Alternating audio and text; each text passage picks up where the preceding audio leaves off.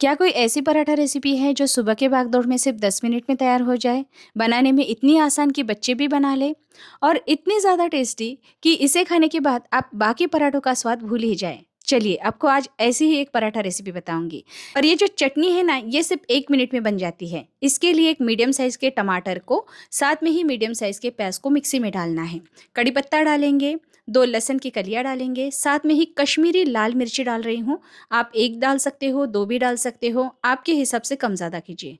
नमक डालना है, साथ में ही डालेंगे खूब सारा धनिया, वो भी डंडल के साथ। अब इसे बिना पानी डाले ही मिक्सी में घुमा लेना है। देखिए, सिर्फ 1 मिनट में आपकी चटनी बनके रेडी हो गई है। ना पकाने की झंझट है, ना ही आपको इसमें तड़का लगाना है। ये चटनी ऐसे ही खाने में बहुत ज़्यादा टेस्टी लगती है। कोई भी पराठे के साथ आप इसे बना सकते हो। चलिए, अब इसके बाद हम पराठे के लिए आटा लगाएँगे। आधा कप गेहूँ का आटा लेंगे, आधा कप मैदा लेंगे। आप चाहो तो पूरा गेहूँ का आटा भी यूज़ कर सकते हो या फिर पूरा मैदा भी यूज़ कर सकते हो। अब इसमें स्वादानुसार नमक डालेंगे, 1 छोटा चम्मच देसी घी डालेंगे। अब इसमें हमें मलाई दही डालना है। इससे पराठे जो होते हैं ना, वो इतने ज़्यादा नरम मुलायम बनते हैं कि मुँह में जाते ही घुल जाते हैं। और दही से पराठे में हल्का-सा खट्टापन भी आता है और ये मलाई दही है ना, तो मलाई का स्वाद भी पराठे में आता है। आप एक बार इस तरीके से पराठे बना के देखिए, आपको बहुत ज़्यादा पसंद आएँगे। ज़रूरत के हिसाब से आप थोड़ा-सा पानी डालेंगे और इसे हमें इस तरीके से लगा लेना है। बहुत ज़्यादा सॉफ्ट नहीं लगाना है या फिर बहुत ज़्यादा आपको कड़क भी नहीं लगाना है, मीडियम ही रखना है। इसे ढक के हम साइड में रख देते हैं। चलिए, स्टफिंग तो इसकी बहुत ज़्यादा ईज़ी है। मैंने यहाँ पे स्वीट कॉर्न लिए हैं, अब तो सीज़न में हैं तो ईज़िली मिल जाएँगे। इसमें हम थोड़ा-सा गाजर डालेंगे, एक छोटे आकार की शिमला मिर्ची और एक छोटा-सा प्याज़ डालेंगे। बस इतनी ही सब्जियाँ हमें लगेंगी और इसे हम चॉपर में चॉप कर लेंगे। मिक्सी में नहीं घुमाना है, इसे चॉपर में ही हमें घुमा के यूज़ करना है। देखिए, अब कढ़ाई में बिल्कुल थोड़ा-सा तेल डालेंगे। तेल हल्का-सा गरम हो जाए तो थोड़ा-सा जीरा डालेंगे और ये जो चॉप की हुई सब्जियाँ हैं, इसे सिर्फ़ 2 से 3 मिनट के लिए हमें भून लेना है, ज़्यादा पकाने की ज़रूरत नहीं है। इसमें हम कूटा हुआ लहसुन डालेंगे, साथ में ही चिली फ्लेक्स डालेंगे। लाल मिर्च पाउडर मत डालिएगा, इससे रंग बदल जाता है। कूटी हुई लाल मिर्ची डालना है और साथ में ही हम डालेंगे नमक। अगर आपको ना चिली फ्लेक्स नहीं मिल रहे हैं, तो आप ना हरी मिर्च को भी पीस के डाल सकते हो, उससे भी बहुत अच्छा स्वाद आएगा। बारीक कटा हुआ हरा धनिया डालेंगे और एक बार मिला लेंगे। देखिए, स्टफिंग तो हमारी रेडी हो गई है।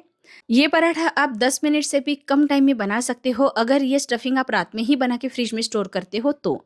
लेकिन उसकी कोई ज़रूरत नहीं है। स्टफिंग देखा ना आपने कितनी जल्दी बन के रेडी हो गई है, तो आप फ्रेश ही बनाइएगा।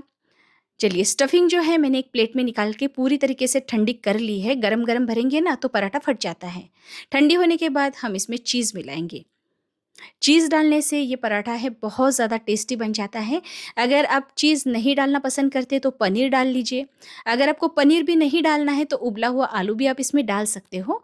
लेकिन अगर आपको पराठे का असली स्वाद लेना है तो चीज़ बिल्कुल भी स्किप मत कीजिएगा। चाहे तो आप चीज़ और उबला हुआ आलू दोनों डाल दीजिए या फिर उबला हुआ आलू, पनीर, चीज़ आप तीनों भी डाल सकते हो। आपके हिसाब से आप कम-ज़्यादा कीजिए, लेकिन चीज़ या फिर पनीर दोनों में से एक ज़रूर डालिएगा। डो जो हमने लगा के रख दिया था वो अच्छे से सेट हो गया है। इसमें थोड़ा-सा घी डाल के हम फिर से एक बार इसकी मालिश कर लेंगे। देखिए, अच्छे से सॉफ्ट हो गया है ना डो। अब इसके ना छोटे-छोटे पेड़े बना लेंगे। मीडियम साइज़ के ही मैंने बॉल बनाए हैं, बहुत ज़्यादा बड़े नहीं या फिर बहुत ज़्यादा छोटे नहीं। अगर आप टिफ़िन के लिए ये पराठे दे रहे हो तो बड़े आकार के अच्छे नहीं लगते हैं। लेकिन घर पे खाने के लिए बना रहे हो तो थोड़े बड़े आकार के आप बना सकते हो। ये पराठा आप आपके हिसाब से कौन से भी शेप में बना सकते हो, ट्रायंगुलर भी बना सकते हो या फिर स्क्वायर में या फिर जो रेगुलर हमारा शेप होता है ना राउंड, वो भी बना सकते हो। मैं यहाँ पे राउंड शेप का ही पराठा बना रही हूँ क्योंकि मुझे जो रेगुलर शेप है ना वही ज़्यादा पसंद आता है। ट्रायंगुलर पराठा भी मैं कभी-कभी बना लेती हूँ, लेकिन मुझे ना ये पराठा बनाना भी ज़्यादा आसान लगता है क्योंकि सुबह ना बहुत ज़्यादा भागदौड़ होती है। तो पराठे को अलग-अलग शेप देने से अच्छा है इसे रेगुलर शेप में ही बनाया जाए, है कि नहीं? चलिए, अब इसे ना इस तरीके से स्टफिंग भर के बंद कर देंगे। ऊपर से थोड़ा आटा लगा लीजिए, चाहे गेहूँ का यूज़ कीजिए या फिर मैदा भी यूज़ कर सकते हैं। और हाँ, जो प्रोसेस अभी आप वीडियो में देख रहे हो वो करना बहुत ज़्यादा ज़रूरी है। जो स्टफिंग है वो हमें पहले हाथों से कॉर्नर तक फैलानी है और उसके बाद ही पराठे को बेलना है। क्योंकि बहुत बार क्या होता है, जब हम स्टफिंग को नहीं फैलाते तो स्टफिंग जो होती है वो बीच में ही रह जाती है, कॉर्नर तक नहीं जा पाती। कभी-कभी अंदर एयर पकड़ जाती है, तो पराठा जब हम बेलते हैं तो फटने का भी डर रहता है। तो पहले हाथों से फैला लीजिएगा, उसके बाद बेलन की सहायता से इसे हमें बेल लेना है। पराठा सेकने के लिए कभी भी ध्यान रखिएगा, आपको तवे को अच्छे से गर्म करना है।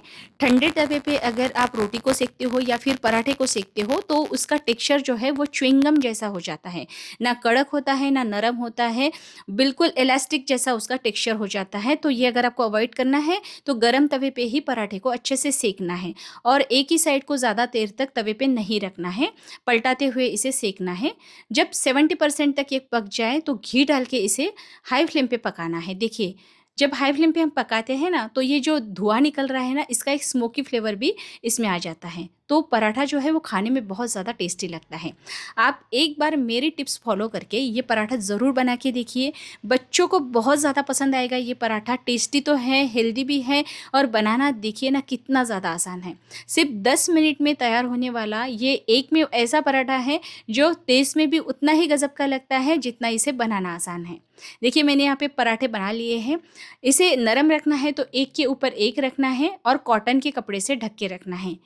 ये पराठा चटनी के साथ भी बहुत अच्छा लगता है। मैंने आपको चटनी की रेसिपी बताई हुई है। रायते के साथ भी खा सकते हो या फिर बटर के साथ, तो मुझे ये पराठा बहुत ज़्यादा पसंद आता है। वैसे भी पराठा खाने का असली मज़ा बटर के साथ ही होता है। आपकी क्या राय है कमेंट बॉक्स में ज़रूर बताइए। और हाँ, अगर ये पराठा रेसिपी आपको पसंद आई हो, आगे की आने वाली और भी पराठा रेसिपी आपको देखनी है तो चैनल को सब्सक्राइब करिए। Bye bye.